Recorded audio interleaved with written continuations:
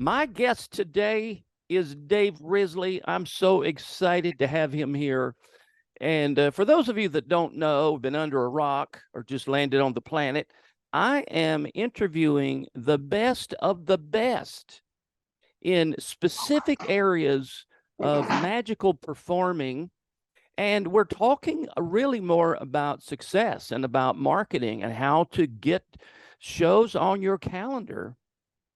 And when I talk about kids magic and preschool and first grade and smaller kids as well as many other things, but when I say that, if Dave Risley doesn't come to your mind, you probably are brand new. And so, Dave, thank you so much for being here. And the first time I asked you, or somebody asked you how many shows you did a year, it was something like 600 or 700. Did I hear that wrong? About 600, yeah. 600 shows a year. That's amazing. And how many does that make in your career so far? I figure a little over 18,000 shows. 18,000. Yeah, Are you most of daycare shows. most are daycare? Most are, yeah. Do you feel like you're starting to get the hang of it? Eventually, I think I will. I Well, keep going. you just keep going. That's right. Tell us a little bit about how you got into that, and also why everybody has a reason why they get into a certain area of it. What is it about that attracted you to it? Well, I've always liked children anyways. I just find them interesting people. Uh, Actually, I find them more interesting than most adults. They tell you what's on their mind. They're funny. They're also smart, smarter than most people give them credit for. Yeah. But I used to be involved with an operation that specialized in large traveling shows, and I'm not. I didn't get into the field of magic till I was 33 years old, so I don't have the luxury of knowing all these card sleights and all these things that a lot of people did. But I think it was just a destiny for me, and Yeah. it was I enjoyed that to a degree, but I was my role was to do the comedy stuff and fire eating. I was actually a fire eater, I believe didn't it or know not. that. Yeah. And but I wasn't really all that happy, so I started branching out mostly in the kid shows, which is what uh, interests me a lot more, particularly since I didn't have a lot of technical skills when it came to sleights and that sort of thing. So um, I was in Richmond, Virginia one day and visiting my mom, and I decided to start calling daycare centers. I booked 25 shows for a certain week, five a day. Uh, and oh, I beg your pardon. Let me back up. I booked 20 shows, four a day. This was not during the summer. And then my idea was to travel from Wilmington on up to Richmond, stay with my mom. She was a widow at that time, and visit with her, bring her back so she could see her grandkids, take her back, and then do 20 more shows. So I booked 40 shows over a period of 2 weeks. Oh man. And I I themed it. I called it the safety. It was a safety show. Stop, look, and laugh. So the very first show I did, I never forget. It was 9:30 in the morning on Monday. When I got through, the director said to me, "And we really enjoyed that. Do you have any other shows?" I went, "Other shows? Yeah, I've got the dental hygiene show. Yeah, that's it. That's the ticket." Okay. Uh, so, well, let's go ahead and book that. So then I started booking that after I got through with the other shows. But I hadn't written the show yet, but I was going to because I didn't have a Absolutely. choice. So that's when Absolutely. it all started. So I sat down and wrote all these themed shows for daycares, and um, that's where it all started. Well, you make an excellent point there. And I had a very expensive marketing coach, and that's one of the things that he said is when people come up to you and say, "Hey, do you have this or can you do that?" your natural reaction is to say, no, no, I'm sorry, I don't have that. Like if somebody said to me, "Do you have a dental hygiene show?" My immediate reaction would be, "No, I don't." But you said, "Yeah," because you can create it. If you see a demand, create it, and then go meet that demand. Yeah. And that's exactly what you did. I want to back up a little bit when you first started, and you said that you called daycares and you booked 20 shows. Walk me through that. What did you do? How did that happen? Well, you know, I had the show theme to start with. I thought maybe that would help me, and I think it did. But I just happened to hit a market, and I'm going back to 1989. I happened to hit a market that was in need of, some new blood, if you will, for the daycares there, because the person that was doing most of the shows was actually not his act wasn't really designed for young kids. It was more for older kids. So it was Okay. going over everyone's head.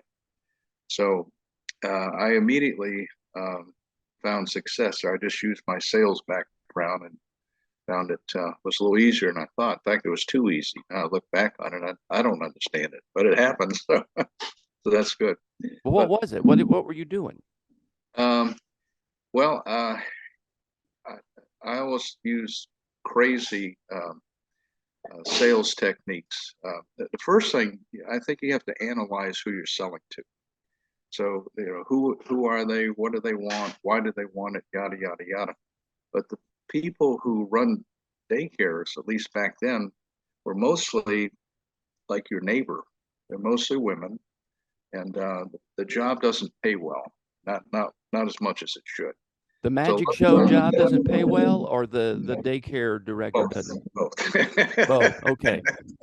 No, uh, actually, their pay is just ridiculous for what they do. But they enjoy being a manager, I guess, and running the operation and all, and so it works out for them. So a lot of times when I would call somebody, I would ask for the underpaid and overworked director. And so I'd hit a nerve there. Oh, you really know this industry. I said, yeah, I guess I do. But I did make a mistake one time and I asked for the overpaid and underworked director. And she stopped. She said, would you like to try that again? I said, I sure would. Could I? You got it wrong. But she laughed and booked 3 shows. So there you go. So it sounds to me like you're just calling people and just booking shows like over the phone in a phone call, whereas normally we're getting lists and finding out who's in charge, and we're doing all this process. So why is it that you're able to just call and just book them? Well, that was my technical background was sales. So I was very comfortable with that. And Okay. I would open the conversation by telling them that I wasn't going to take much of the time because I knew they were very, very busy. And that would kind of put them at ease because they're trying to think how they're going to get me off the phone. I'm saying, no, no, no, I'm just, just want to get some information and send it to you and work my way into the conversation. And I was booking a lot more shows than I thought I would. Yeah. So I was doing something right, I guess you might say. But I had a good price, back then. It was 1989. I was looking for volume because what I needed to do, Matt, was to develop my character. Because, the character drives the show. And so if your character isn't suitable for that age group, why would they want to hire you? Well, what kind of characters do you mean? Like when you say the character drives the show, what does that mean? Well, for instance, my character was not very smart. That was easy for me to get into. The kids were smarter than I was. They liked that a lot, and I accidentally uh, found out that I picked up a rubber spider by mistake and pretended to be scared at it. The reaction told me I needed to be scared of spiders, so I added that in. So I'm not very smart, not very brave, and I get frustrated real easily because that's the goal of a child is to frustrate an adult. That's what they want to do, right? Yeah. So I had all those going for me. So the show was not focused on magic so much as it was on the character and my interaction with the audience. So I developed what I called the pre-warm-up warm-up. That's just something I developed. And this was like a 15, 20-second thing that I would do that would tell the kids I'm funny, I'm there to have fun with them, and they would just take their barriers down. So I pick up a great big old foam toothbrush or something and start brushing my teeth the wrong way, that sort of thing. And I What do just you mean the wrong way? well, like backwards, so the the You're bristle. holding the brush part with your hand, putting the When stick it's part in your, backwards, instead of brushing with the bristles, I'm brushing with the back of the toothpaste right. brush. So that just told them, okay, this guy's silly. Because see, I have a theory, Matt, and that is I don't think that kids 6 and under really care about magic. Now, I didn't say they don't like it. I just said they don't care about it as much as they do having fun, Right. laughing, a good time. Magic's a vehicle. That's it for Yeah. that age group. Yeah. So yeah, they like magic as long as it's fun and not frustrating. So they're always the heroes. Nothing works unless the magic word works. And I would start off with things like counting wrong, like 1, B, C, and I'd have to keep correcting me. And 1, Tuesday, Wednesday. And I saw a 2-year-old one time doing this, banging his head. This idiot, So I had a 4-year-old stand up one time and say, "Have you got a brain in your head?" And I was doing a show in Texas that's on tape. It was on CD or DVD now. But there was a 6-year-old girl in the audience who was very introverted, as I found out later on. And so when I started off with my bits, she stood up and had to be my helper. And the first thing she said to me, she said, "You're not very smart, are you?" I said, "I guess not." But she had a good time. I mean, there's no kids. I don't think kids like being corrected all the time or talked down to or made look like they're not very smart. They are Yeah. smart. They just can't do algebra yet. Yeah. So once you figure that out, then everything else, because once they get to know me, I'd come into the daycare with that look on my face, and they'd all start laughing, like I'm already frustrated. That's just so But great. it was a lot of fun, and kids that age, they won't let you have a bad day. You may be something going on in your life. You walk through those doors, and they all want to hug you and have and say, "Okay, fine." Yeah, that's just wonderful. Tell me a little bit about the coupons. Oh, well, that was just a little something that I was doing that I thought was a lot of fun. And back in the day when I first started, I would give the helpers a balloon animal because I had little bits and pieces I would do with them. But then it got to the point that, as we grew older and the kids that you were developing are now parents and they're teaching their kids. Well, they teach them that everyone's got to have one, if you know what I'm talking about. So No, so what? Say that again. you can't give a balloon animal to a child, and everyone in the audience wants to have a balloon animal. Yes. They Yeah. don't Right. understand Exactly. that they earned it. Right. So that frustration going on. So I thought, okay, well, I'll do something different. So I started giving them coupons that I would save that came in the mail, like oil change for $19.95, that sort of thing. Yeah. So the parents and teachers just loved that. They had a good time with it. And the kids, they were just proud to get a coupon. I was at a library one time and I gave, I think it was a 5-year-old, a coupon for oil change. After the show's over, his older brother marches up. I said, "Can I help you?" He says, "This coupon has expired."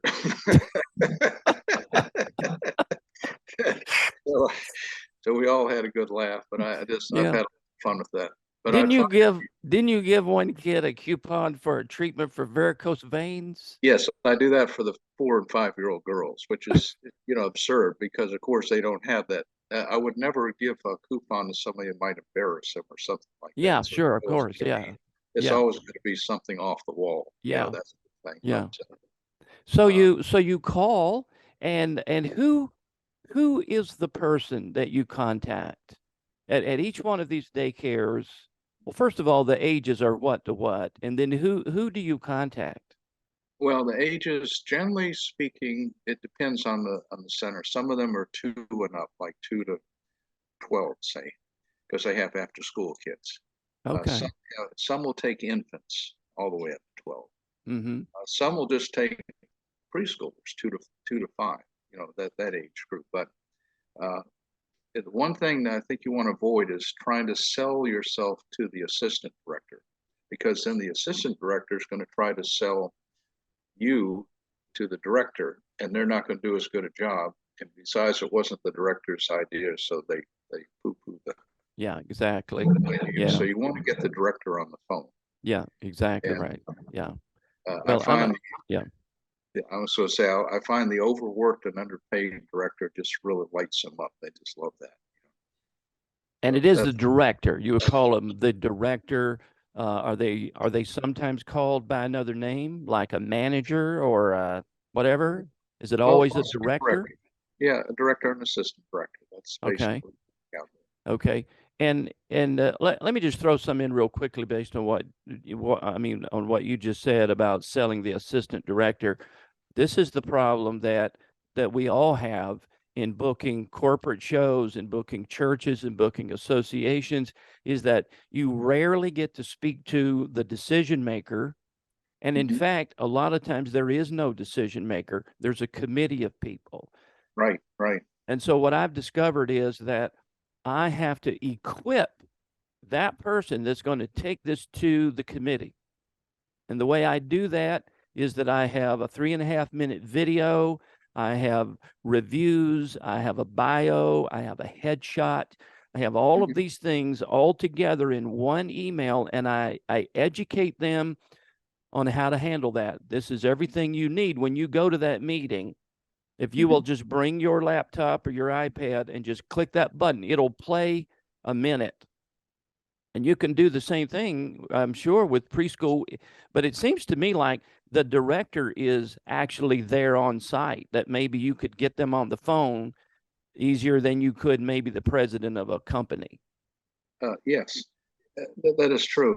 And most of them don't come in till about 9 or 9:30. Usually the assistant opens the center at 6:30, but the director, as a rule, comes in. So I don't start calling to 10 o'clock. I let them come in, get their coffee, get organized, that sort of thing. So Yeah. See, that's something we wouldn't know, yeah, yeah. unless you told us that, we wouldn't know that. Well, that's really the best way I think to operate that. But it's you just have to understand who you're selling to. It's like the mom next door. That's who it is. It's like Right. that's who they are. So you can talk to them, without referring to them as ma'am and sir and your honor and that kind Right. of thing. Yeah. You can talk to them like regular people. Yeah, exactly. Now, you know how people forget immediately when you hang up? That's the way people are, even if they're excited about it, they forget. So what do you do if they say, if they don't book you right now, if they say, "Oh, this sounds good. Maybe we could do that in a month." What do you do? Are you going to email them something? Or how are you going to Yes, follow up and keep it fresh? yes. I immediately email them. I What's in the email? a letter, cover letter, and then I have posters that I have made up for each one of my shows. So I give them examples of the type of shows. So I just wanted them to see something because are you familiar with the 333 rule? Yep, So you got 3 seconds, 30 seconds, 3 minutes. exactly. So I abide by that, and I don't want to bug them. I give them a little bit of time, and I'll call back, ask them if they got the material. Oh yeah, we got it. Okay. So then I'll call them a third time, and then I'll try to actually close the sale. Yeah. Explain, if anybody, those that don't know that rule, tell us what that is. The 333 rule. Yeah. Right. You have 3 seconds to get their attention. You have 30 seconds to explain that, and then a total of 3 minutes to go over everything. Yeah. That's pretty much the way it Yeah. is. They're busy. The directors are very, very busy, so I like to humor them right off the bat. That's why in other words, who am I hiring? Oh, this guy's funny, or this guy's okay. Yeah, let's bring him in. Yeah. Let's give him a try. Yeah. Yeah. So Another way to look at that 30 seconds and 3 minute thing is that if you're doing a poster or any kind of marketing piece, you can look at it also like some people are only going to watch 3 seconds. You've got to have a 3 second promo Mhm. says, this is who I am, this is what I do. And then for those, they graduate to the 30-second thing. And Correct. then the 30-second thing has got to sell them on the 3-minute thing. So each one is taking them to another level. Yeah, 3 seconds gets their attention, or it doesn't. And they only buy benefits. They don't buy features. So there's something in that 3 seconds that's got to benefit them.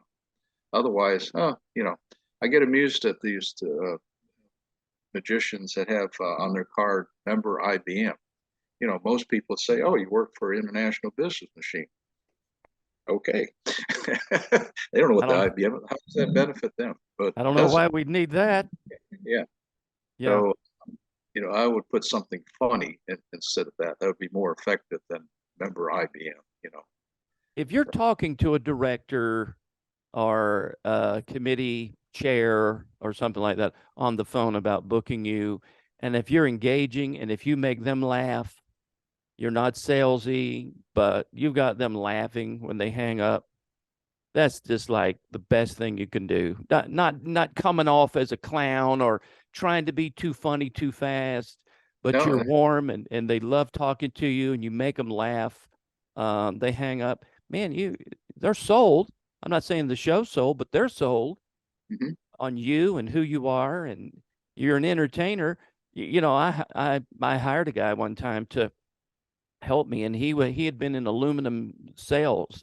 He sold aluminum something, and I heard him in the office in there, and he was he was selling, talking to people like he was selling aluminum siding, and I had to go in and say, "Look, man, this is not this is not aluminum. This is entertainment." That's right. You know. Well, uh, I want to ask you something. I can't believe how the time goes by. Uh, kind of walk us through what a show would be like for a preschool group. What kind of stuff are you doing? What okay. kind of magic are you doing in there? What's Well, it look like? basically, I'm gearing the show to their age group, so things Yeah. that they understand. One of the things I do is, like I said, the pre warm up. I get them in the mood, then I do the intro, and I'll ask them, things like, is everybody here? Raise your hand if you're not here, and then they all raise their hand, and that irritates me right off the bat, which is what they're looking for. That's what they enjoy, believe it or not. And Right. then some other bits, and then we'll have a magic word, and I use funny magic words, and then we'll count to three and say the magic word, and that's where I do the counting game. 1 February, all that kind of stuff. So they're just having a good time. Everyone wiggles their fingers and that sort of thing, and they say the magic word. Oh, I tell them they see something like, everyone do this. Yay! If you see something you don't like, make sure you do this. Yay! And if you see something funny, there'll be no laughing during the show today. And that's I got a meeting out of my hands now. So I'll have a warm up. One of my favorites, man, is I went to the store and I bought all these brushes at Dollar Tree. I've got a floor brush. I've got a baby bottle brush. I've got a paint brush. I've got a toilet brush. And these are all that I'm going to use to brush my hair with, because you see, I was in a hurry. So I start out with the paintbrush, and they'll start screaming, that's a paintbrush, throw it away. And each time, and I know that they might not know what it is. So I'll look at it, I'll say, a baby bottle brush, what? And they'll all laugh at that. And the last thing is the toilet brush. And I just stand there with the toilet brush and they all start screaming and yelling, that sort of thing. So That's hilarious. I That's just want to get them, I want them to know I'm age relative, and we're just going to have fun. This isn't a serious 30 minutes or whatever I'm doing. And everything I do is very simplistic. And it always finishes with this guy, Rufus the rabbit. we And couldn't see him. There we go. this, Rufus the rabbit. yeah, Rufus. Now, if Rufus, everyone knows Rufus, he finishes the act. He does everything the opposite of what I tell him, which is what they really like him. And so then when I come back to the daycares, they're all chanting, "We want Rufus." We, that kind of stuff. And I just start, giving them the Dickens because, I didn't bring him today. Yes, you did. Get him. So Rufus, the guy just won't mind me. That's what they like. So that, Yeah. I follow him. So that's if you're not using a puppet for that age group, you need to rethink that. That's what they love, puppets. Oh, yes. Yeah. And when I wanted to go up on my rates, man, all I do is tell the director I have to go up $10 a show. It doesn't sound like a lot, but that's $50 a day if I'm doing 5 shows, right? Yeah. Yeah. For gas and other things. So I'd say, but it's not for me, it's for Rufus. And they would go, well, in that case, That's great. so That is then that it is was so for good. a problem. It's just for Yeah. him. Yeah. Rufus wouldn't work without a $10 increase, Well, you're not worth it, but Rufus is. Rufus says, yeah, He he's the does it. star of the show. Yeah. Yeah. I mean, rabbit food's gone up Yeah, that's right. like That's right. everything else. That's right. In newspapers that you have to put down, it's all more expensive now. So what magic do you do? Do you do any magic? Do you need to do any Yes. magic? What Yes, kind of magic are you doing? absolutely. Well, I like to have a one, I divide this. I have the opening bits, then I have 3 routines, and then Rufus. So that's how I divide the show. And that way I can cookie cut any kind of show I want, just using that formula. So if I have 3 routines, I want one that has 2 helpers. Okay. I want a little girl and a little boy so I can have fun with them right off the bat. So like I'll ask the little girl what her name is and she'll tell me whatever it is. And I'll say, well, that's my mother's name. Can I call you mom? They all say, no. Yeah. And then I'll ask if they're, where their husband is, and they'll say, I don't have a husband. And I'll turn to the little boy and say, got good news for you. She's not married. So I'll start playing off those bits on there. Then I'll say, where do you work? I don't go to work. And I'll say, little boy, forget about it. She's unemployed. So I like to have a lot of fun, and then fun with their ages. You're not. I don't pick on their names. That would be too personal. But Yeah. how old are you? 6? You're sick. What made you sick? That kind of bit. Yeah, sure. So we have one time I was doing a show for a Christian puppet convention, and they brought me in just to do a show. So I'm looking for a little guy with an attitude because he's going to be the wolf in my 3 wolf presentation, or the wolf and the 3 pigs. So I look out there and I see him. Here he comes up the aisle, I said, yeah, I got him. He stands under, he's got his hands on his hips now, Matt. I said, how old are you? I said, what's your name? He told, how old are you? 6. I said, you're sick. What made you sick? He turns to me, he says, I didn't say I was sick. I said I was 6. I said, okay, well, if you're sick, you could have a temperature. He said, what does SEX spell?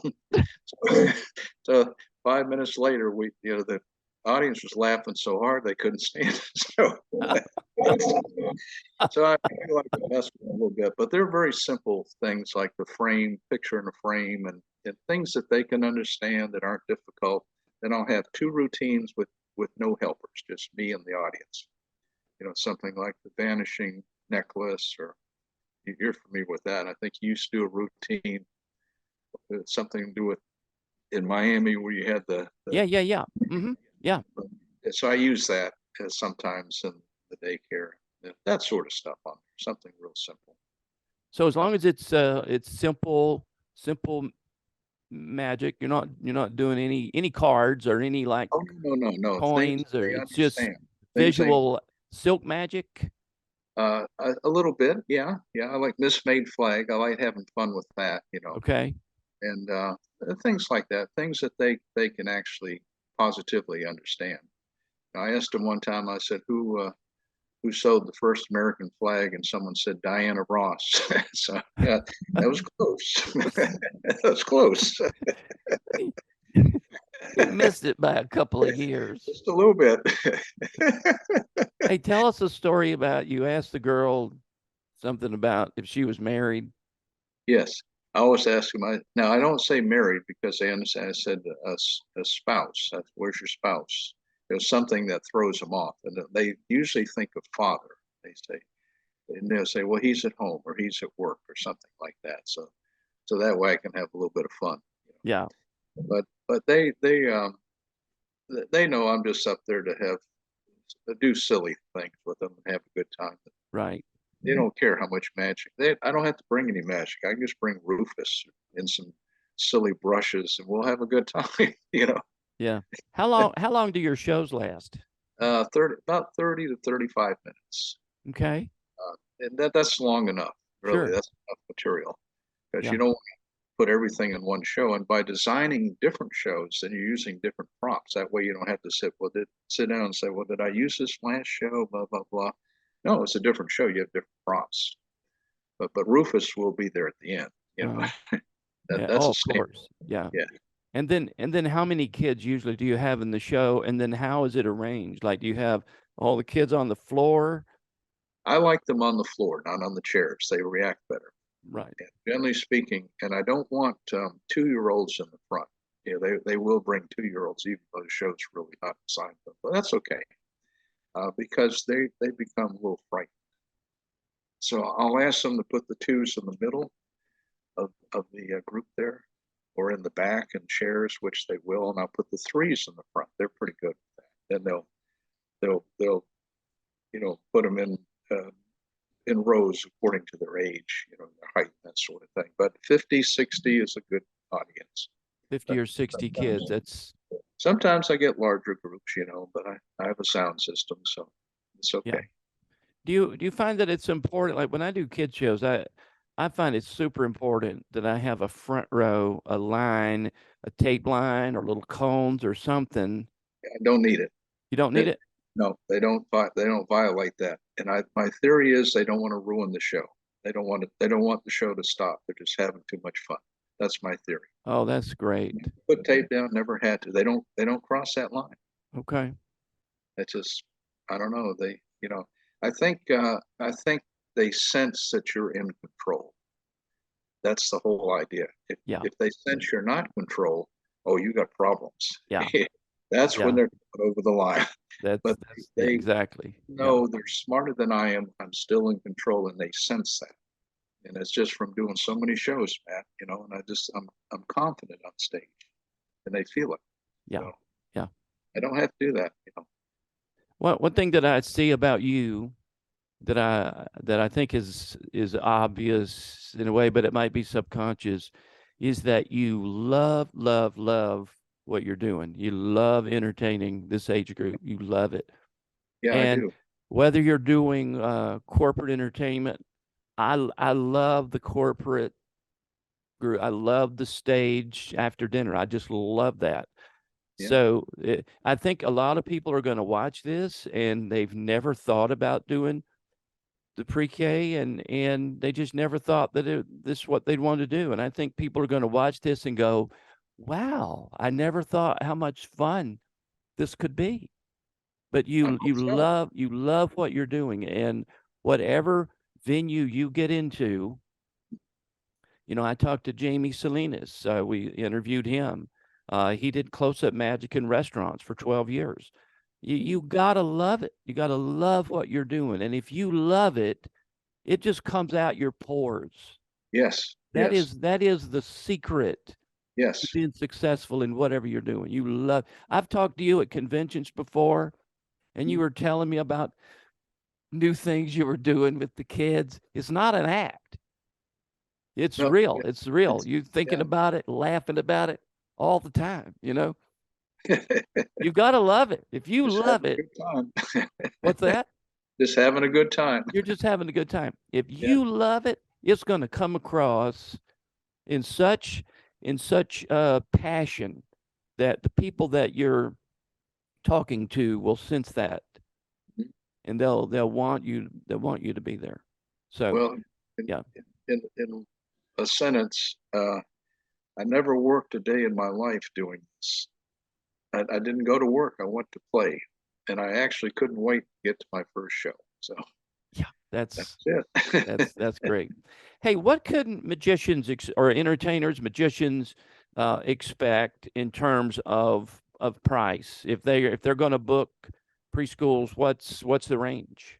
Well, man, that would depend largely on where they live because these prices really vary. And also, they all have a budget. The preschools, I don't care how elegant they are, they're only going to spend so much on your show. So you have to understand that. Back many, many years ago, when I was doing that a lot, typically $150 to $200 was my range. But that was 4 or 5 shows a day. That adds up. It's not bad Oh money. yeah, Absolutely. think about it, Yeah, but 150 always, times 5. I mean, that adds up. you can always tell, the art of negotiation. You can always tell when money's an issue, just by their responses and their mood, that sort of thing. So, main thing you want to do is get get their focus away from the price and on you. And I would do things like I never forget one time a gal from La Petite called me. She said, "How much is your show?" And I said, $6,150. She's nothing. She was in shock. I said, "But since you're with La Petite, I'm giving you a $5,000 discount." So so that only made it 150. So Yeah, now price wasn't a factor anymore. right. That's a great idea. We're having a sale. We're having a sale, yeah. Yeah. Yeah, I do It's that in the $5,150. But I because do it's it all the you, time. I do it all the time. I was like, just because I like you so much, I'm giving you a $5,000 discount. that's great. Hey, do you have products? I know you do lectures. Do you have products? I used to, Matt, but I'm so busy now. I'm working 45 hours a week, Okay. another job. I had hip surgery and that kind of put me behind. And so Yeah. now I just do it with my grandkids are my helpers now. Okay. Yeah. Well, if people want to contact you, want to email you, is that okay? Yeah, that'd be fine. Sure, of course. Yeah. Okay. And what's your email address? Okay, that'd be RIZANDRUFUS. That's Riz and Rufus being the troublemaker group at gmail.com. And they can email me anytime they want. Okay. We'll put that on the screen in post production, so we'll have it. This has been so good. Well, thank you, Matt. I've Yeah, just enjoyed this so much, and I know everybody that's watching it is going to have a great time and learn so much. And so I just appreciate it. Thank you for being here. well, thank you for doing this with me. I appreciate it, Matt. You're a Thanks. good guy, and I always thought a lot of Well, I appreciate that. I'm going to put that on the screen as well. you. Yes, yes, yes. Okay. And All right. sometimes I'm not a good judge of character. Kidding. Kidding. All right. Thanks, Dave. I'll see you soon. All right. Thank you, All right. sir.